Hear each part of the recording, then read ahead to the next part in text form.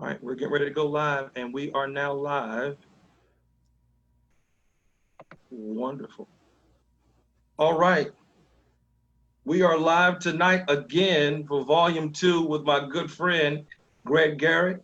And we've been having a series of conversations concerning race in America. Tonight's conversation will begin tonight to have a discussion. Are there two Americas? Some seem to think that there's an America that's been set aside for those of Anglo-Saxon descent and that have traveled across the pond, if you will, and there's a whole different Americas for those with, dark skin that have melanin-oriented skin and have had a different experience in America.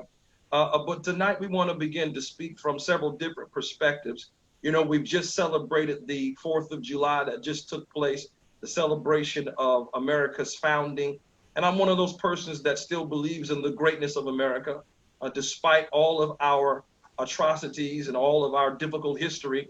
I still believe that we're the greatest country in the world, if you will, simply because of some of the history in regards to our founding and how our founders were influenced.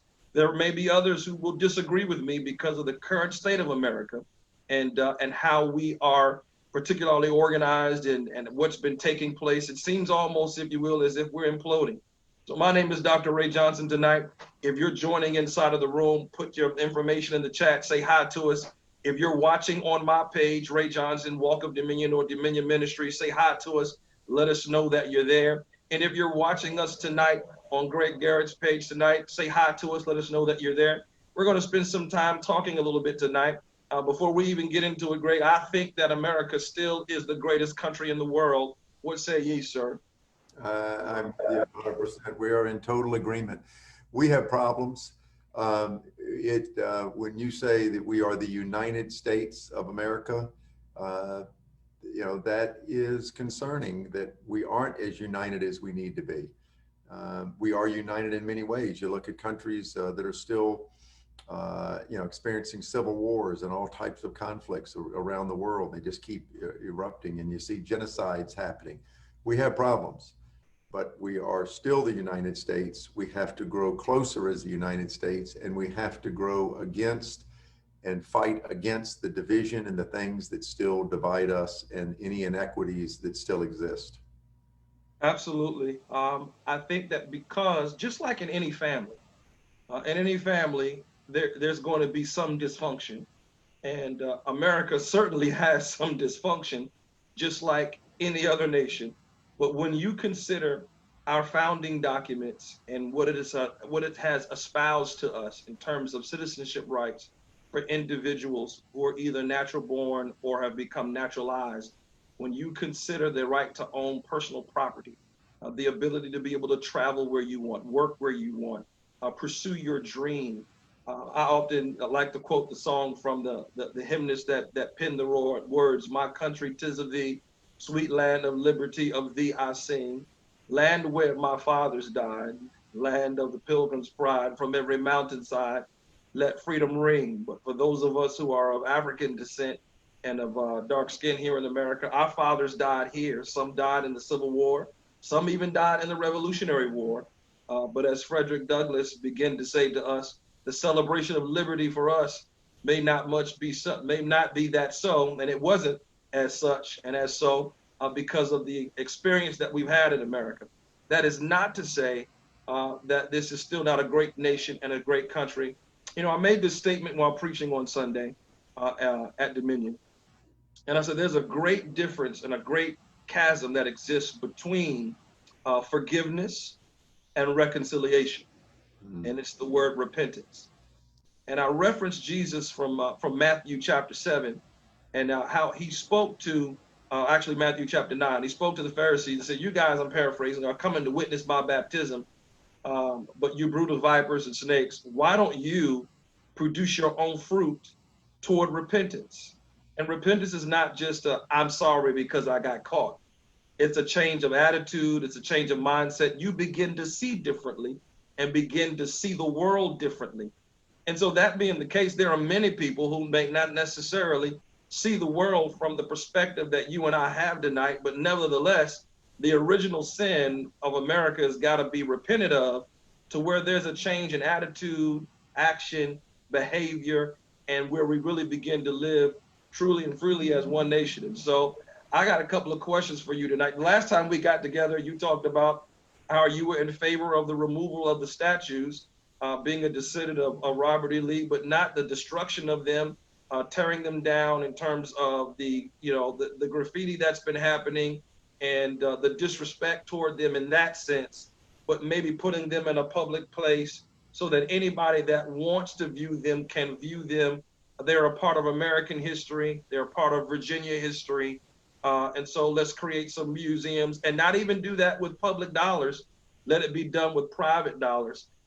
Just give me, before we get into some other questions, just give me some thoughts behind that in terms of how you come to that understanding yourself. Well, again, I am against division. I am against the things that separate us. I am for unity. I really want us to be the United States of America. There was a time in our history that the southern states felt strongly enough of disagreements with the northern states that they band together and said, we're leaving. We're going to create our own nation. We're going to divide into our own confederacy. We're going to do our own thing.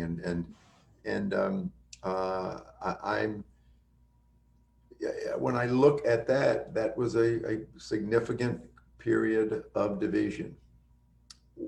To celebrate that, to honor the people that tried to divide us, even though many of these men and had some very positive characteristics. Many of these men were patriots, had been patriots, loved their state, loved their country. It certainly was a different mindset back then. The loyalty was much more for the state than it was for what we now would call the federal government. Yeah.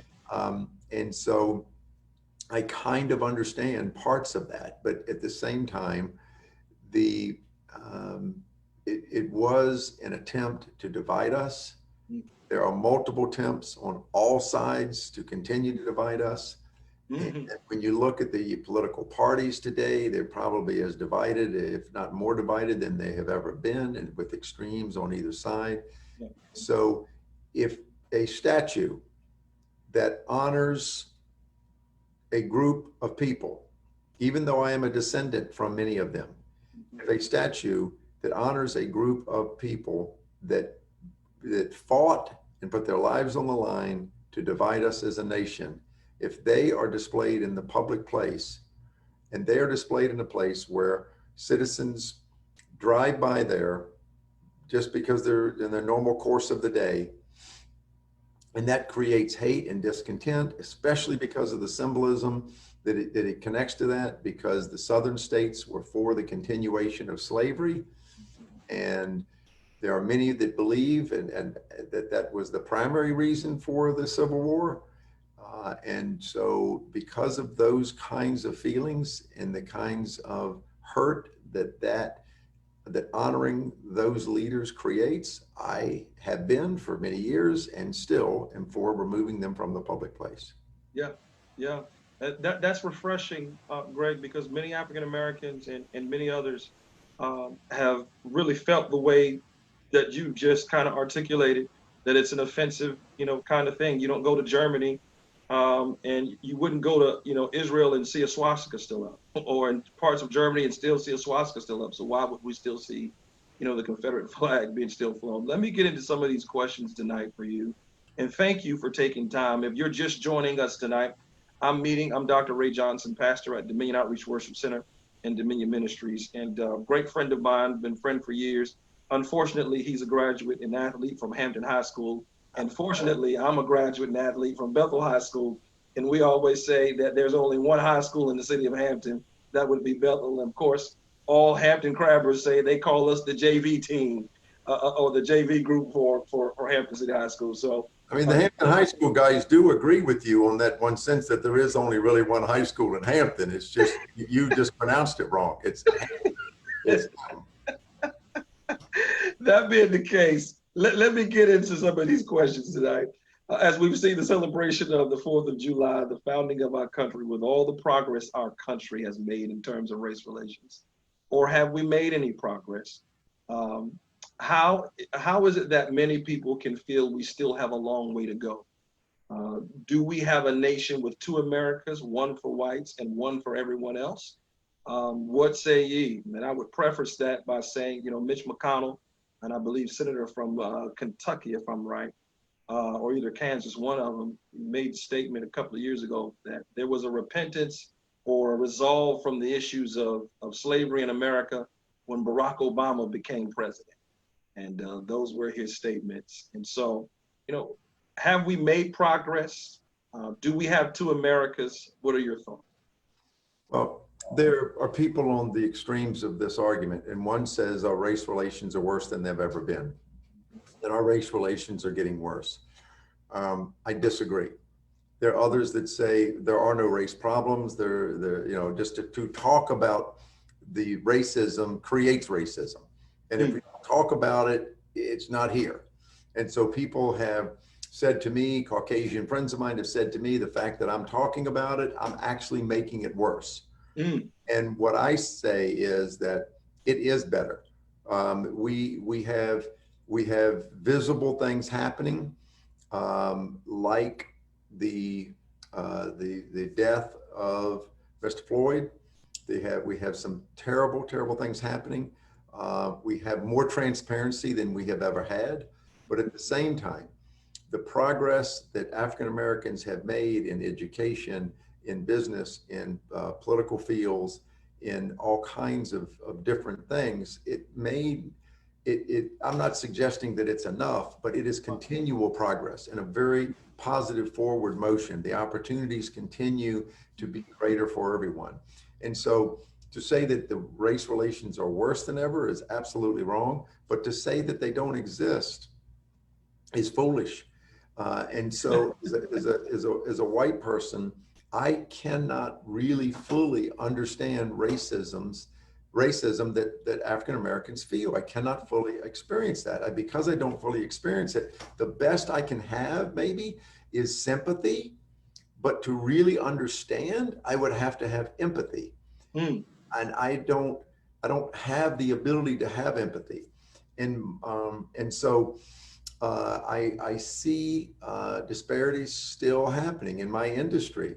We have in Hampton Roads in the 757 area, I think we're in the 35 to 38%. I'm not sure exactly of that number of African American, but in my industry, we don't see large, successful African American. We don't see many, but there are large, successful African American real estate firms. We don't see large, successful African American banks. Now, does that mean that an African American banker has no chance? No, I think an African American banker has a better chance than they've ever had if they want to get in banking and apply themselves, because I think that there are banks that are primarily led by, owned by Caucasians that are anxious to give more African American males and females opportunities in their organizations. I think there are more people like our real estate company that want to bring in more African Americans and to reflect more of what our community looks like.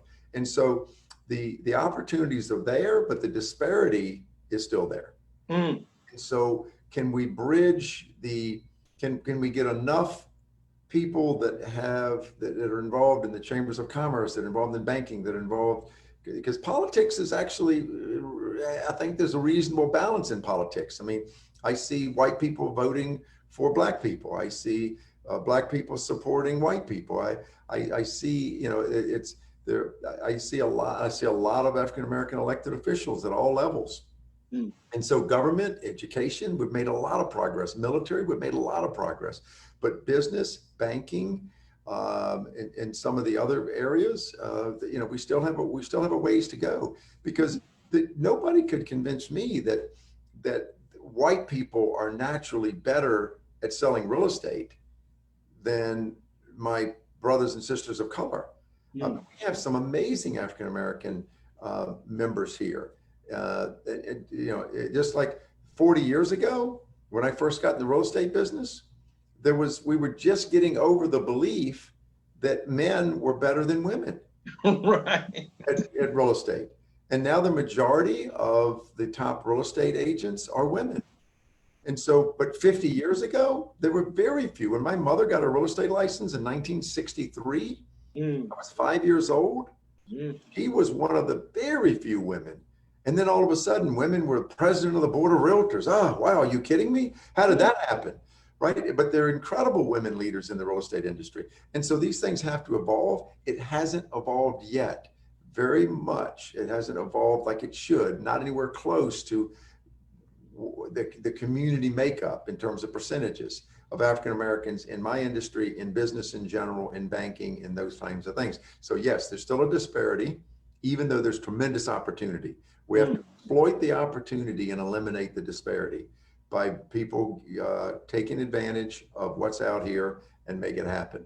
And people that are in control, people that have done well, I think we are the ones, and I don't say I'm in control, but people that have influence, we're the ones that I believe have a responsibility to bring the ones along that haven't had as much opportunity or haven't had the success yet. For whatever the reason is, we have a responsibility to try to make that happen.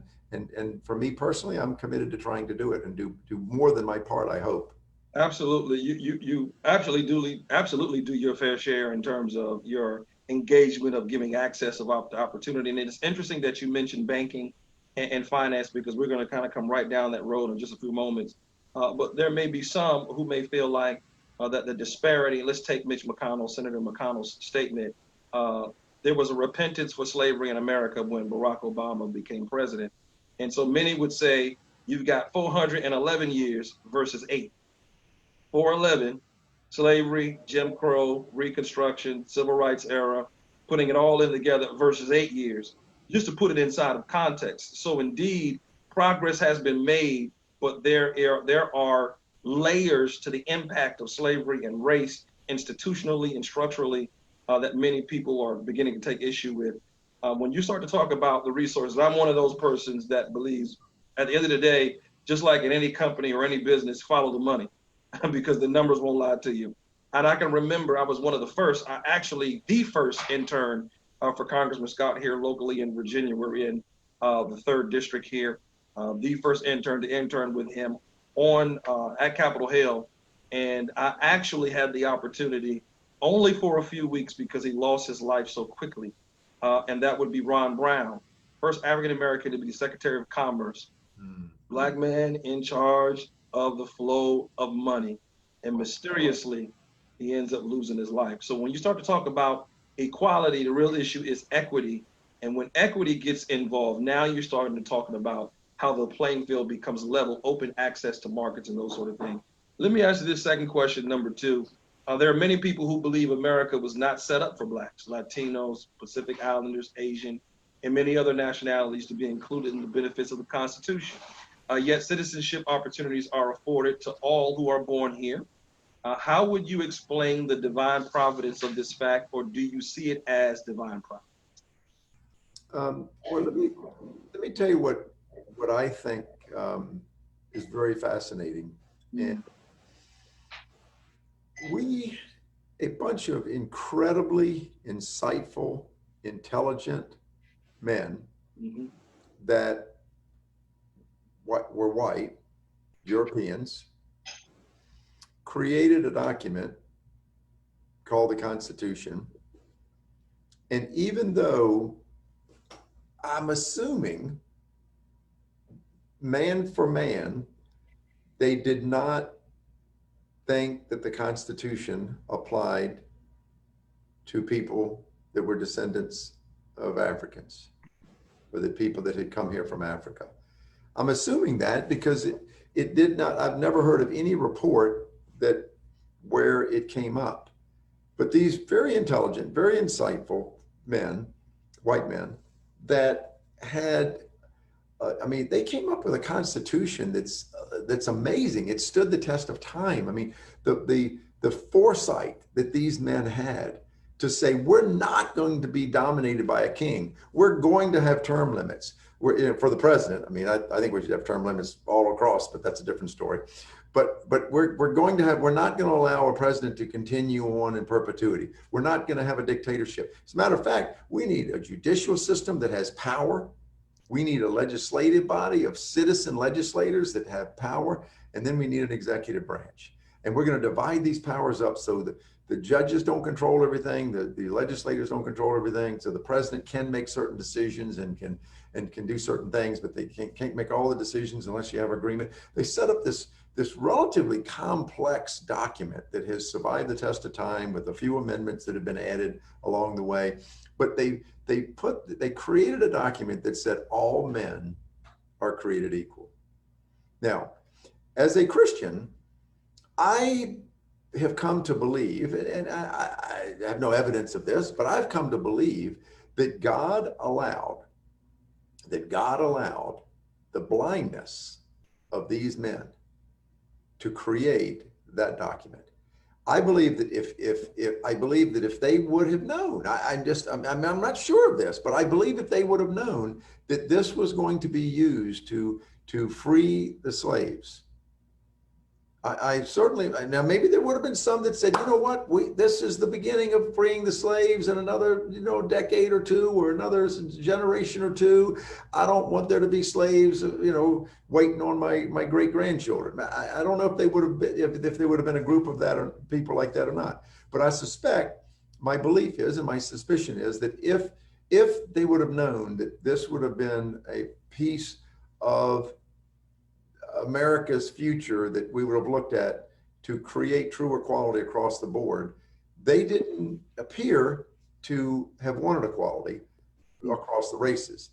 What I believe they meant was all white men, all men of European descent are created equal. That's what it appears that they meant. They were leaving off the Native Americans, leaving off anybody else other than really the European Americans. And so, but I believe that God in his sovereignty allowed the blindness to be there to create that document. And I suspect nobody brought up and said, wait a minute, whoa, we need one more adjective. We need one more word. It's white men. Of course, we're talking about white men. So let's make sure we say all European men, all white men are created equal. And so I believe that God was in this in spite of the blindness of the men that put it together, because they were way too brilliant to have not have thought of this, except that I believe that God created a blindness in them that allowed them to create it and to create something that really they should have meant. And I hope that we're all glad that it's there and it's a part of who we are, that we really do believe that all men and women are created equally. So I think God was in it. Even though the blindness of man, the desire to have slaves, the belief that Africans were of a lesser quality or a lesser mentality or whatever those beliefs are that made that mindset, that made the belief that they weren't equals. In spite of that, I think God created a document, or helped and influenced to create a document that we can stand on today and say, yes, Ray, you are my brother.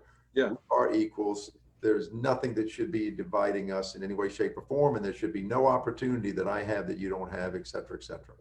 So it's almost to seem to suggest that you're saying that heaven itself pulled a coup on the men who were pulling a coup to escape tyranny from England, to have their own self-preservation, and that heaven had them pen the words so that one day there would be a Barack Obama.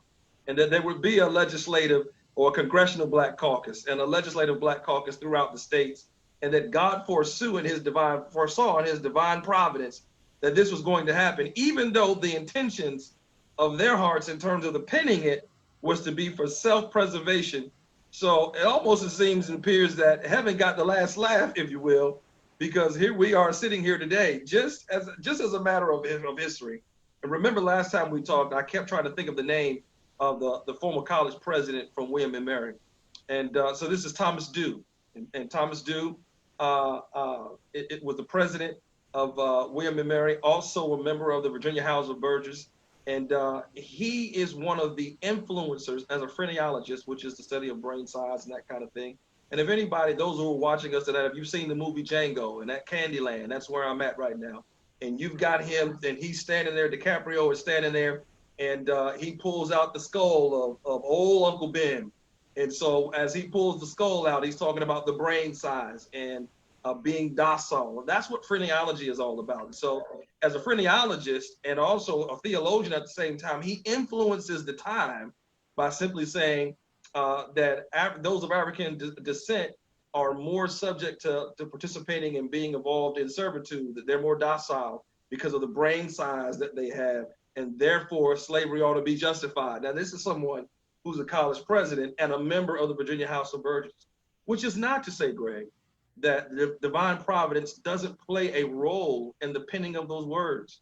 And for those who may be watching us tonight, I just want to give a little bit of backdrop and a little bit of history before we go on to question number 3 for you tonight. In this sense, when you begin to talk about that God's involved, many people would say that America is a Christian nation. I disagree. I don't think America is a Christian nation. I think America had Christian influence on the framers who put together the documents. And the reason I say that, those three branches of government, when we consider those, that comes all the way back from the Old Testament through the New Testament, when you're looking at the prophet, priests, and the kings, all three bodies that are governing in the citizenry of Israel. When you look at it in the New Testament, you're finding it with Jesus and the Sadducees and the Pharisees, right and left. And then you've got the chief priest among them. Of course, they're under the jurisdictional rule of Herod and Caesar at the time. But the political backdrop of that is that there would be separation of powers coming right on now through Rome. And you start walking through that, and you got Martin Luther with his 95-page thesis, puts it on the door, that the seat of power should not exist with the Pope in and of itself by itself, but that now men should live by faith. And of course, you've got the Protestant Reformation that begins to happen. But during that time period, you've got Jefferson, who was over in France, and he's studying some of the history that happens and takes place there. The documents of the United States are influenced heavily by something called the Magna Carta. And so the Magna Carta kind of gives some of the framework for this separation of powers and this idea of citizenry in terms of the break away from England. Well, all of that stuff has its roots in a Judeo-Christian ethic and worldview that comes directly from the scripture.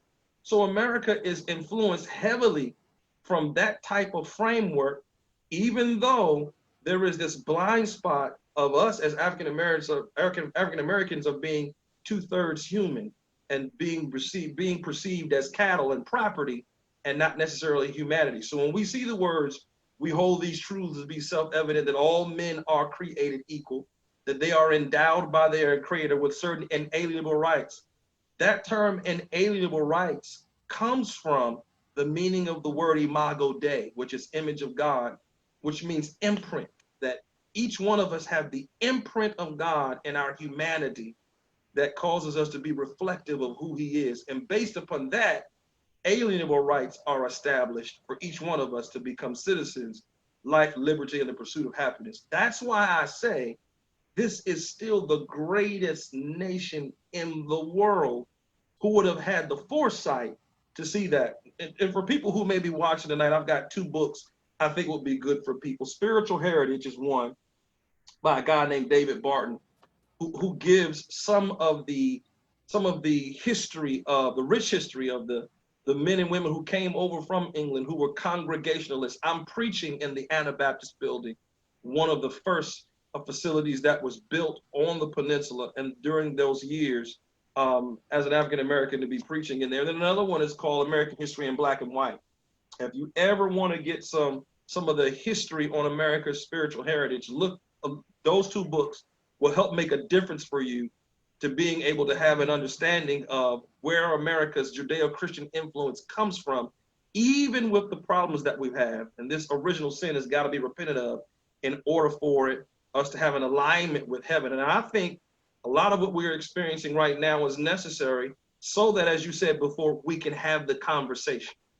Once we have the conversation, we find the blind spots, we find the problems. Now we've got the moment to be able to fix it. Let me ask you this 3rd question. If our nation is going to heal the race issue, What is the role and responsibility of whites?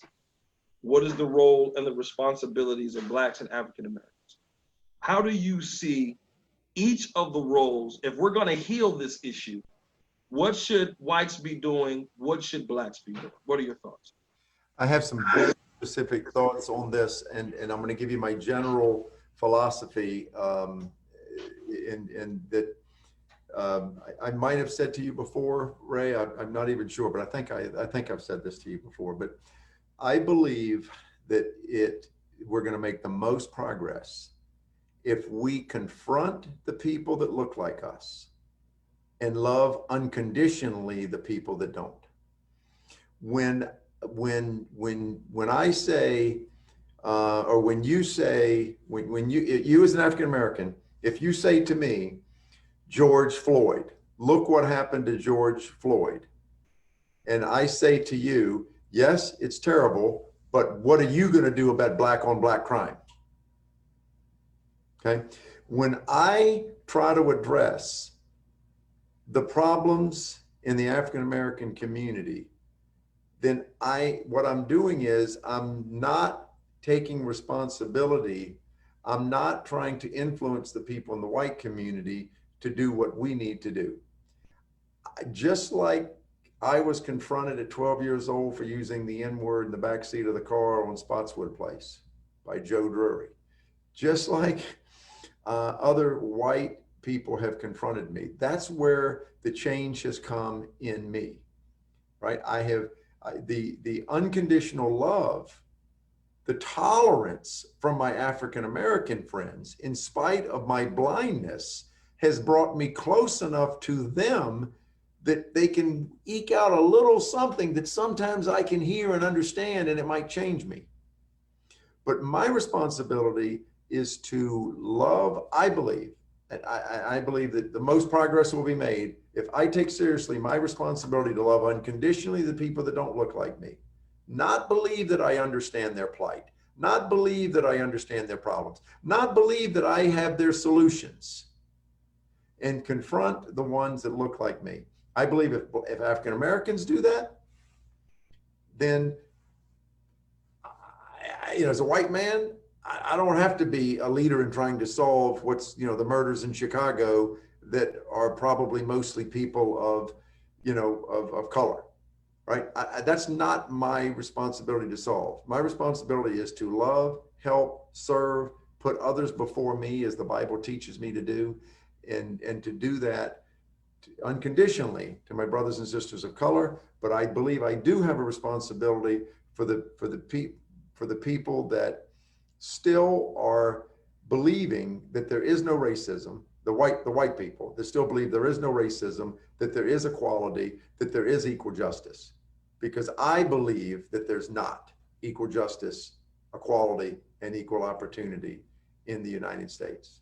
And but if you say that, to white people, I don't know if they can hear you.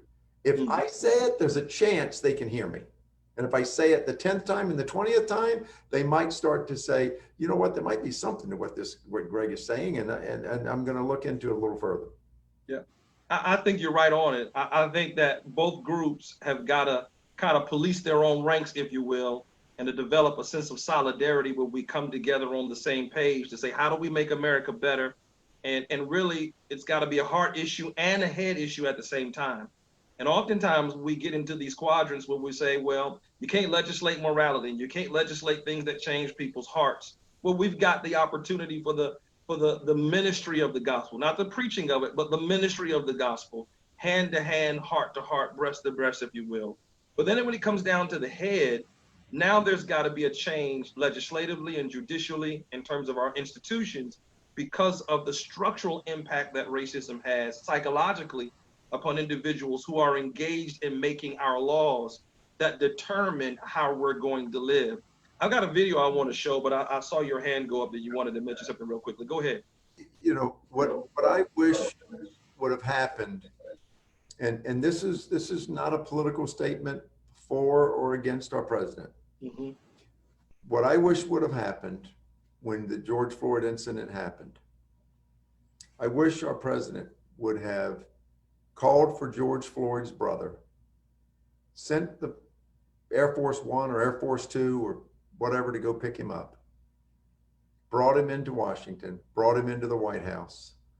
And I wish he would have said to him, I want to apologize on behalf of the United States of America for the racism that still exists inside of America that contributed, or at least appears to have contributed, to the death of your brother.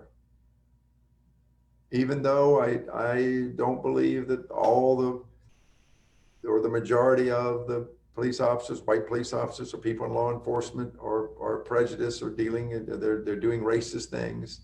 I, as the president, am going to form a commission to figure out why we still have police brutality, why we still have problems that this kind of thing are still happening. And I believe that he would have then, if he would have then turned the microphone over to George Floyd's brother, you know what I think he would have said? I think he would have said, brothers and sisters of color, stop the rioting. Stop the destruction of our country. This is dishonoring my brother. I've heard him say that. Yes. And but if the Caucasians that are screaming for stopping the rioting, and I'm not in favor of the rioting. Right. I don't think rioting is a good idea. But if the white people are saying stop the rioting, and the African Americans are, what I'm saying is that would have been an opportunity to have bridged the gap, to have said, we're going to do something about this. I'm going to lead this. I'm going to appropriate funds for this. And I believe that there could have been a much more peaceful evolution post George Floyd's death, and we would not have had the destruction if that kind of mindset had stepped in. Well, of course, we know that did not happen. That did not take place. But there would be many who are watching me tonight that would say this, that maybe George Floyd's brother, Stephen Jackson, who's a former NBA ball player, may have said this: about time. It is about time somebody in the seat of power has recognized the atrocities that have happened to African Americans, and there's been a public apology for that happening and for that taking place. And remember, Dr. King said, whenever there's a destruction of property and rioting, it is the language of the oppressed to get the attention of the oppressor. And so, in simple terms, whenever there's the loss of possession, property, access to income, America pays attention. And it should be that there ought to be the value of human life over property and possessions. So I'm going to show this video real quickly to not only you and our streaming audience. It is really about Wilmington, North Carolina, that took place in 1898. During that time period, and what it will do is give a backdrop as to why so many African Americans feel the way that they feel in regards to the issue of what we call structural racism that impacts us in terms of our institutions and our psychology. I want us to just take a quick glimpse at this, and let me know if you can see that there, Greg. I'm going to go ahead and hit play when you say, yeah, you can see it. Yes. All right. So let me just remove this out of the way here, and I think this will give us a good glimpse. Let's check it out. I'll close this here. Here we go. Everyone will take a look at this.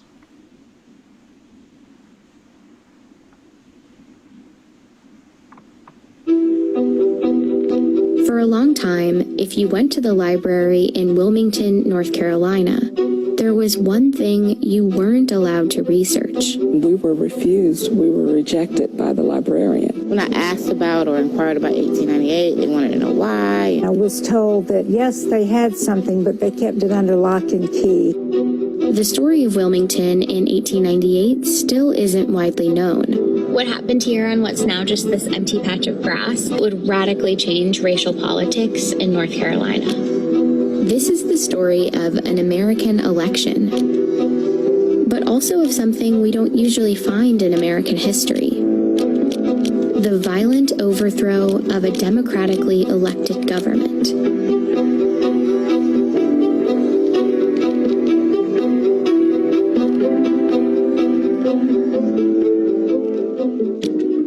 In the late 1800s, Wilmington, North Carolina was the state's largest city. It had a majority black population, and historians today describe it as a rarity in the post-Civil War American South. Wilmington, prior to November 1898, was what the New South could be at the cusp of the 20th century. There was an unusual degree of black prosperity. In Wilmington, there were successful black entrepreneurs, doctors, teachers, but also black elected officials. And for a time, that was true throughout the state. Take a look at the politicians on this poster of the 1889 North Carolina House of Representatives. Here at the bottom are black Republican representatives, some from Wilmington. North Carolina also sent 4 black Republicans to the U.S. Congress between 1875 and 1899. The Democratic and Republican parties of 1898 in many ways occupied opposite parts of the political spectrum than they do today. Most African Americans were voting for the Republican Party, and the Democratic Party was white voters almost exclusively. White supremacy was the central focus of the platform for the Democratic Party. Republicans in North Carolina were successful in part because of a third party called the Populist Party, made up of mostly white farmers fed up with the tough economic times. North Carolina populists joined up with Republicans to form what they called the Fusion Party. And in the elections of 1894 and 1896, the Fusion Party defeated the Democrats in sweeping victories statewide. That meant North Carolina now had a government that shared power between black and white politicians, including a newly elected Republican governor. Together, they moved towards reforms that would favor black Americans and working class whites. This was something that the Democratic Party folks were simply not going to accept. A multiracial government wasn't just a disappointment for Democrats. It was more like a humiliation. They needed a plan to take back control of the state in the next election.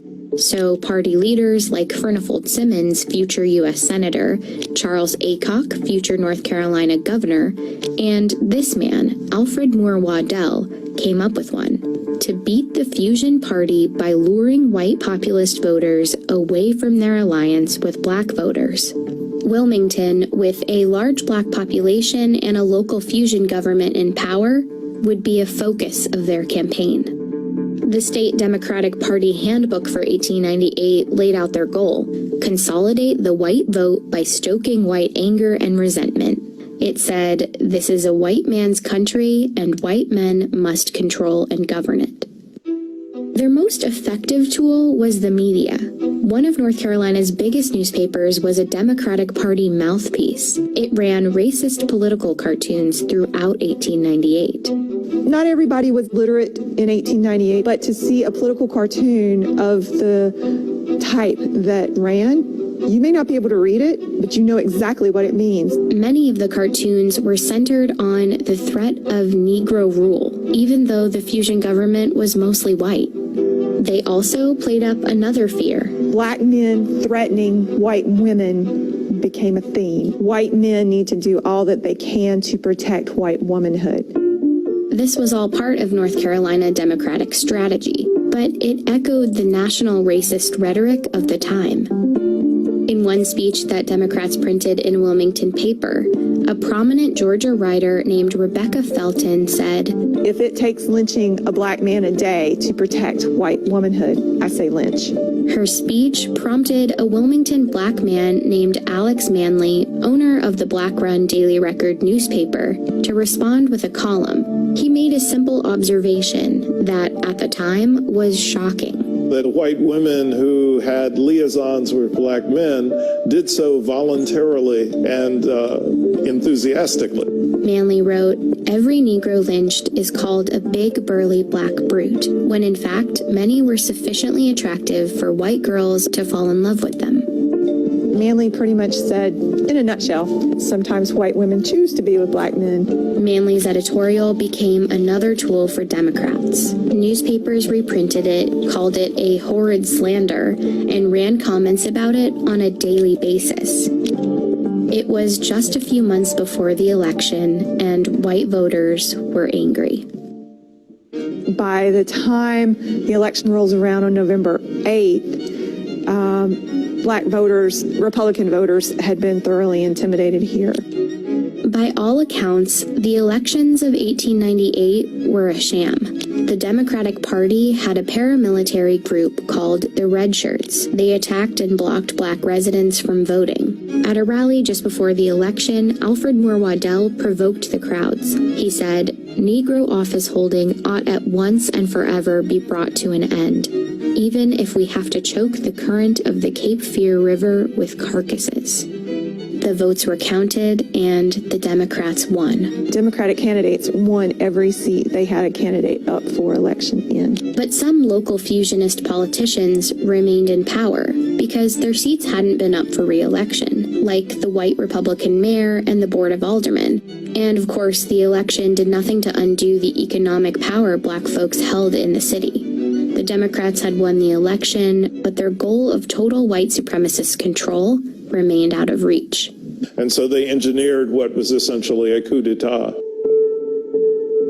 The day after the election, at a gathering for white men in Wilmington, the Democrats unveiled a document called the White Declaration of Independence. It contained an ultimatum. Cynthia Brown, whose descendants were in Wilmington back in 1898, is a historian at her church where there's a preserved copy of the Declaration from the next day's newspaper. "We will no longer be ruled and will never again be ruled by men of African origin." They would strip black men of voting rights. They would give white men a large part of the employment heretofore given to black men. And as for Alex Manley, "We demand that he leave this city forever within 24 hours. The next morning, hundreds of white men marched to the offices of the Daily Record. Manley was gone. He had fled to save his own life. They set the Daily Record building on fire. This is where it once stood. Once the white leadership destroyed Alex Manley's printing press, they destroyed one way in which the African American community in Wilmington could organize itself and keep itself informed. At City Hall, the mayor and Board of Aldermen were forced out. There's 200 armed men in City Hall at the time. They didn't do it of their own free will. And as they resigned, a new member selected by the Democratic Party was voted into office. Waddell, who once threatened to fill the Cape Fear River with black bodies, was the new mayor of Wilmington. Meanwhile, the mob had grown to about 2,000 men, and the violence spilled into the streets. In these photos, X's mark where the first black residents were killed. The stories are that they were dumped into the river, and there are varying stories about how many people were killed. I see 40 to 60 clearly as fatalities as a result of the violence, but I think it was higher. Many black residents hid for days in the swamps and the wooded cemeteries in the city, including Cynthia's great-grandmother. And thousands of other residents fled Wilmington, never to return. Shortly afterward, Democrats printed booklets celebrating a glorious victory, and in the newspapers depicted black residents as the instigators. This image is a gross misrepresentation of what actually happened during 1898. You know, what you see is African American men with guns, not white men with machine guns.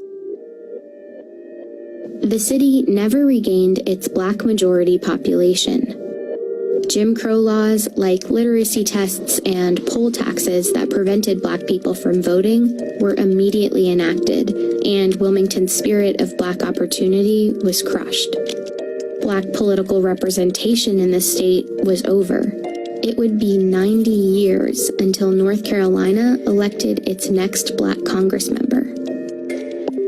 Wilmington did a really great job of covering up a very dark past for a very long time. Over the years, the textbooks on North Carolina's history have struggled to accurately describe what happened in 1898. This one from 1933 says the situation was unfortunate for both races. And this one from 1978 doesn't have that much more detail. But they both praise Charles Aycock, a politician who helped perpetrate the riot. They say he had a keen mind and a kind heart, and that, in fact, he was one of the best friends that the colored people had in the state.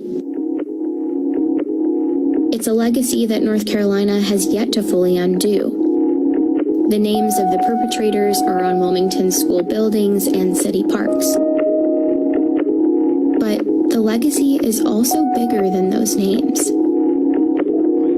Turn on the news, and the state's long history of political suppression echoes. And we turn to a strict new voter ID law in North Carolina. Racial gerrymandering and a push for new voting maps. The court says the Republican-led legislature redrew congressional districts along racial lines, violating the Constitution. There's a tremendous amount of intimidation that is still felt by the Black community. It doesn't have to be mass mayhem and violence in the streets. The strategy shifts towards designing state laws in such a way that you could exclude Blacks from voter participation. The subliminal pursuit of continuing the white Declaration of Independence. And if you don't see it for what it really is, it can happen all over again.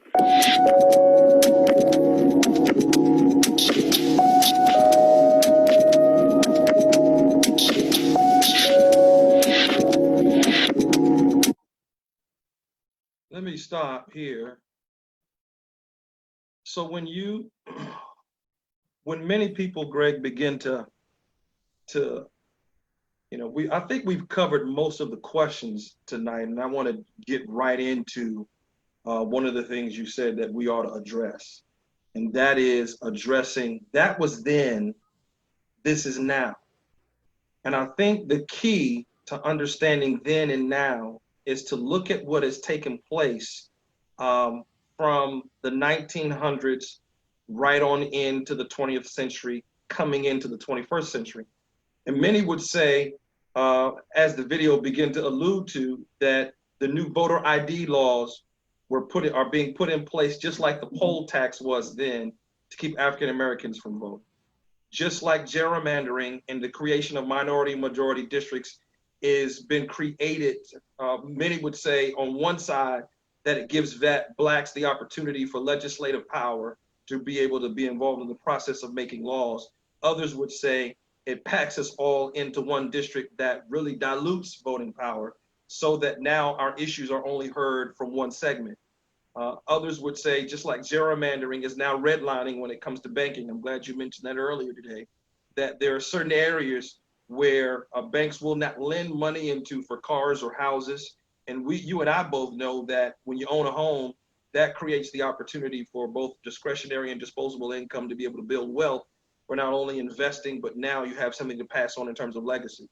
So many people from then to now would say that Jim Crow has become James Esquire, and that there is still the psychological impact of the mindset of race that wants to suppress and to keep African Americans from only being able to gain a certain amount of access to improve their qualities of life, because life, liberty, and the pursuit of happiness was never really meant for us. And I think when we start to look at incarceration rates, the disparity that is there, access to healthcare, great friend of mine in the city, both of us pastor a church in the southern portion of the city of Newport News. Not too many testing centers are there for even COVID-19. So you've got health justice issues. But if you go into the Denby and Oyster Point area, you've got access to facilities all over the place in terms of testing. So what many African Americans would see is that there is a multi-layered approach, even to go here with police brutality, that the overseers on the fields of the South, the mentality of such has become the officers of local police departments today. Now, I know that that may be a far jump and a far claim, but many may feel that way when you look at Breonna Taylor, George Floyd, Jordan Davis, Freddie Gray, Ahmaud Arbery, Trayvon Martin, Tamir Rice. I mean, we can just keep going on and on. And that's why many would say that there's been a shift. It's not overt, but it's now institutionalized, systemic, and structural in terms of our institutions. But Wilmington, North Carolina gives the backdrop of how that could be so. Mayhem then, but now managed carefully and nuanced today. So many may feel that way. Go ahead. So let's look at what's happened here in two of our cities. And I'll just use two as an example because I know the players, I know the people very well. So Hampton and Newport News, two of our largest cities in the Eastern Virginia. We have an African-American mayor in Hampton and Newport News. We have an African-American vice mayor in Hampton and Newport News. We have had African-American city manager in New Hampton. I cannot remember if we've had an African-American city manager in Newport News. If we did. Billy Mitchell was a city manager. Okay. So we had an African-American city manager in Newport News. The attorney general or the Commonwealth attorneys, elected Commonwealth attorney in Hampton and Newport News are both African-American. So this is progress. I actually, as a member of the white community, I'm a member of the whole community, right? I'm not just a member of the white community, but as a person that has lots of white friends, I never hear anybody saying, what in the heck's wrong with Hampton? It's got a black mayor. I never hear any white people saying, man, I'm getting out of Newport News. It has a black mayor, a black vice mayor, and a black Commonwealth attorney. I don't hear that. I do not hear that. I think we have made major progress. I cannot speak to Mississippi. I can't speak to Alabama. I'm not able to speak to North Dakota.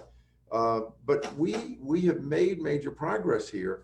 And I don't know how, Ray, you and I can solve it everywhere. But one of my beliefs is that we can solve racism in where it started here in Eastern Virginia. I believe that in our lifetime, I think I'm a little older than you, but in our lifetime, I hope. My grace coming in good, man. It's coming in good.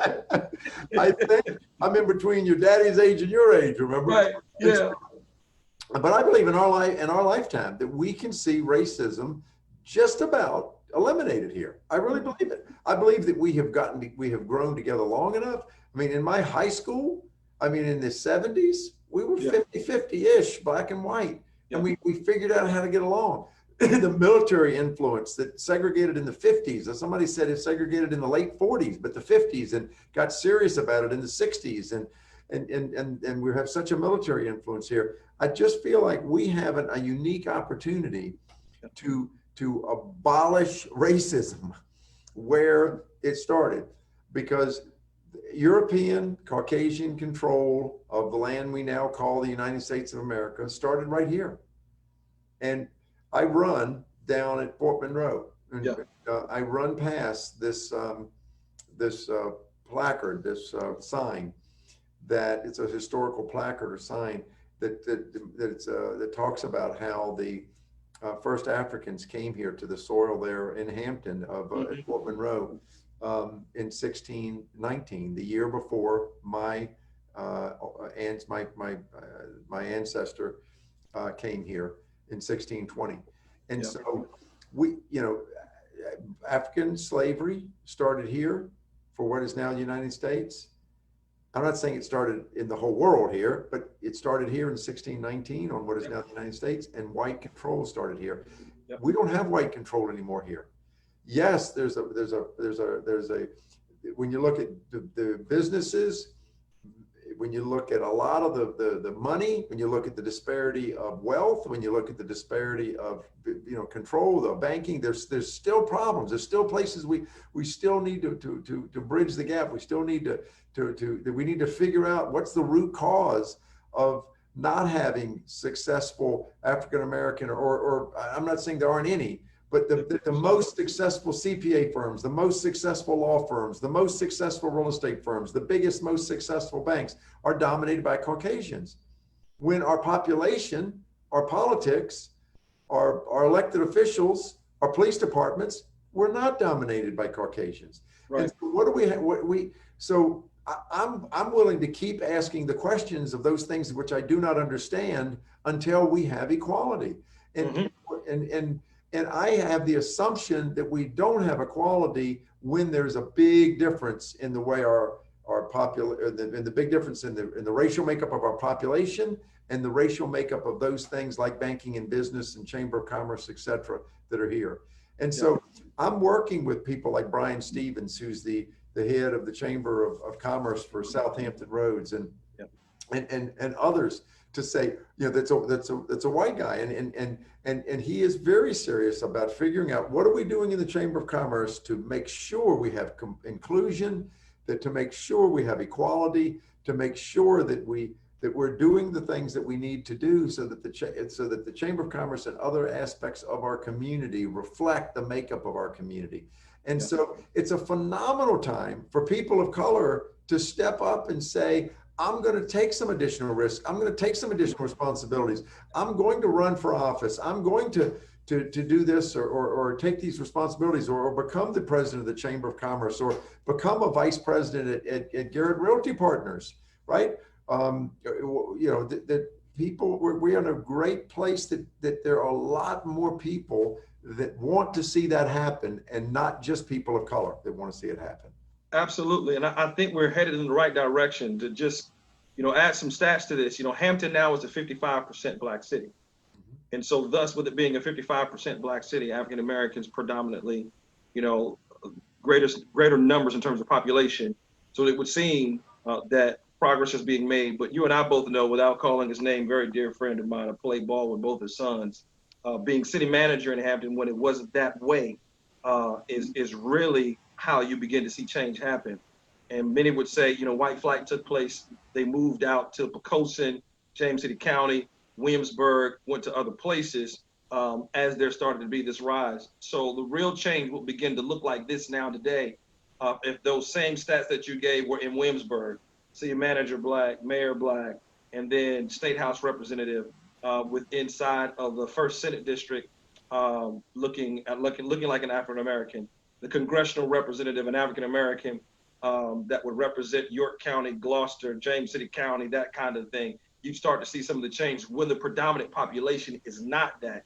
But I think you hit the nail on the head by saying this, that in the areas of banking, business, finance, open access to opportunity, which includes quality of life, taking access to risk, to be able to now open up opportunities to become employers, to now employ people, and then provide resources for families so that the entire peninsula, as we say it this way, becomes a better place to live, work, and raise a family.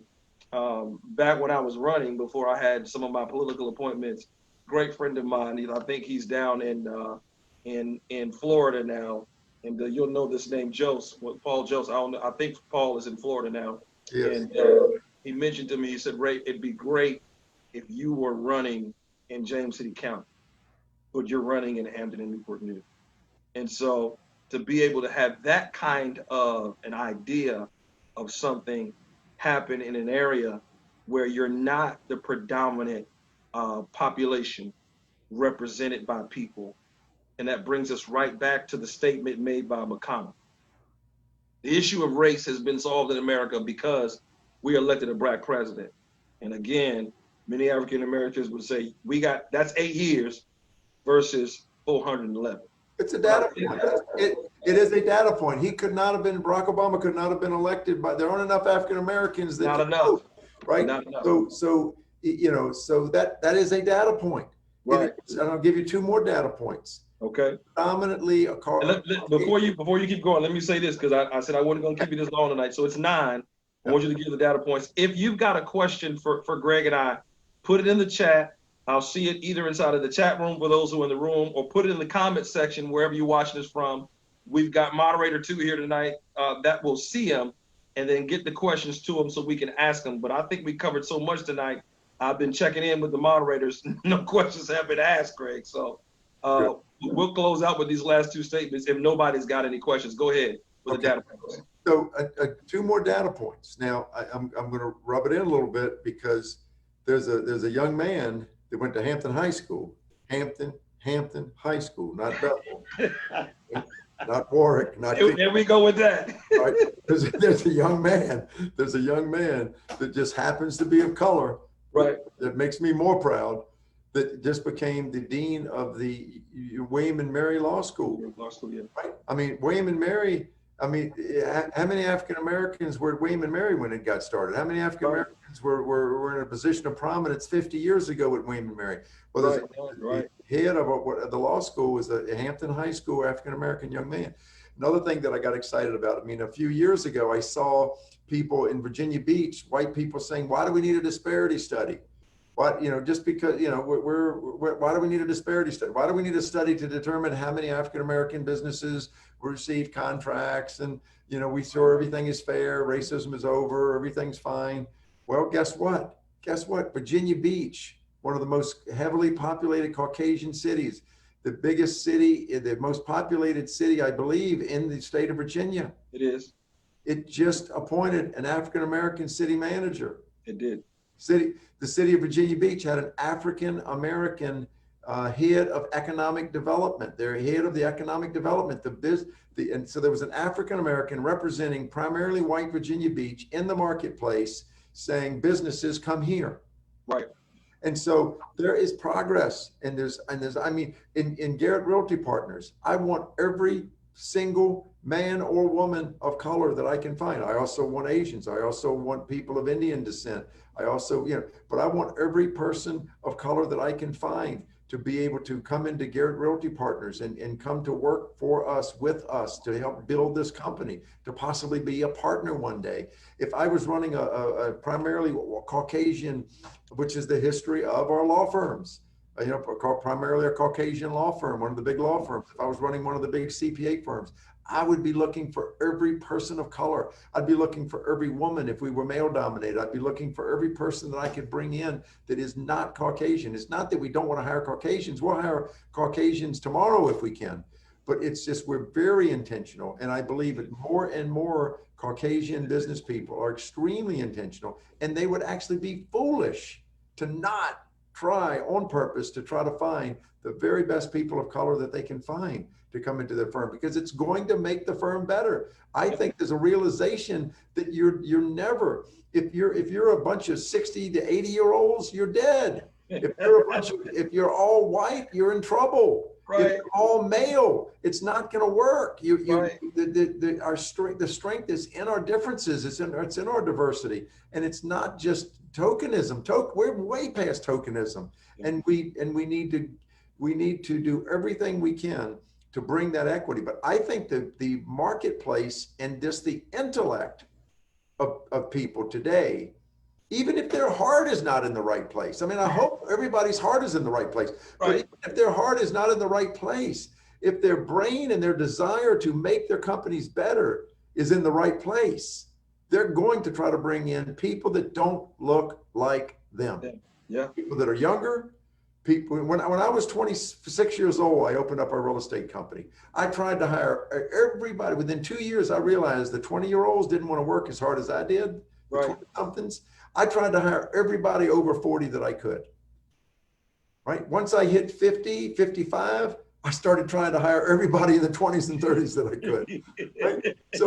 So we're doing phenomenal in terms of our growth and the things that are happening, but because we don't have a bunch of 60, 70-year-olds running the company.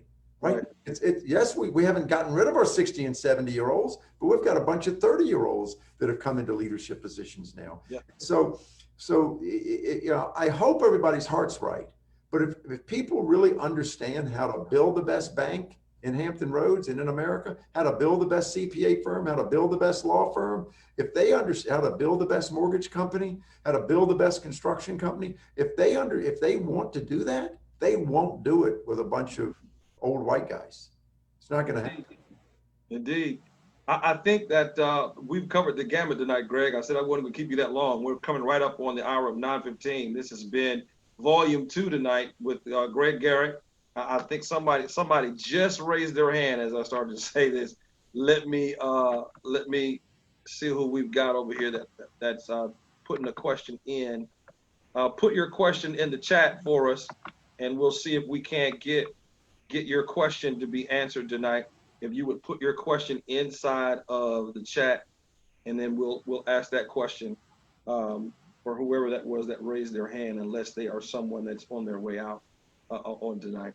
I think that we've covered the large gamut of this, and being able to give a historical backdrop, and then talking about what's current, where we're headed, where we're going.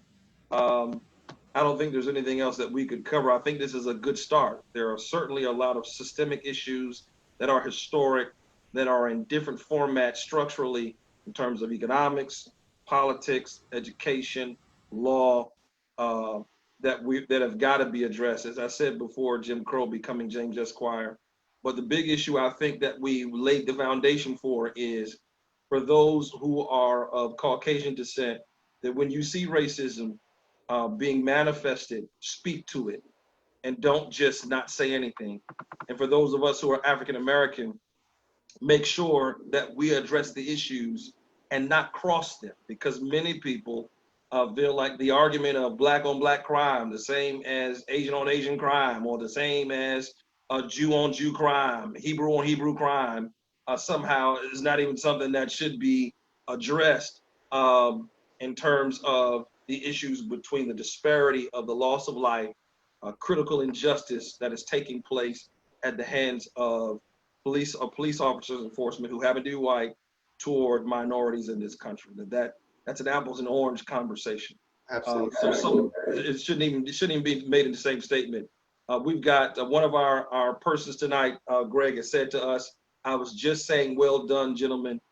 Thank you for sharing." And so with that being said, looks like this is just volume 2. We'll come back again with volume 3, 4, 5, and 6. This will be an ongoing conversation that we invite you to be a part of and participate with us in. For those that want to connect with you, Greg, just give some information one more time. It is now called, it's no longer Greg Garrett Realty. It is now Greg what? What is it now? Garrett Realty Partners. Okay. Garrett Realty Partners, because we've opened up the opportunity for the next generation to actually become and get an equity stake in the company. Isn't that something? Yeah. Give the next generation an opportunity for that. For your missions project, speak to that real quick for what you do down in Orphan Helpers. It's orphanhelpers.org. We work with incarcerated and orphaned youth and kids, youth, and young adults down in El Salvador and Honduras, and starting to move into Guatemala. Yeah. Something we've been doing now. We just celebrated our 20th anniversary doing that. Yeah. And if you want to connect with us, of course, right there at www.dow.church. Thank you all for tuning in tonight. This has been a conversation of two Americas with Greg Garrett and Ray Johnson. Make sure you share this, get it to a friend. Look out for us. We'll come back again with volume 3. I'll forgive you for being a Hampton High grad and say I love you anyway, man.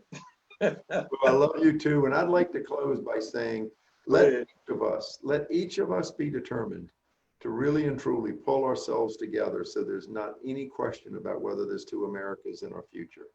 Let us do whatever we have to do, sacrifice whatever we have to sacrifice to do the things that we need to do to remain the best country in the world and to really and truly become the United States, where the division is gone and the love dominates, and we really and truly put each other ahead of ourselves to create the kind of environment that our grandchildren should be the ones inheriting and take it to the next level.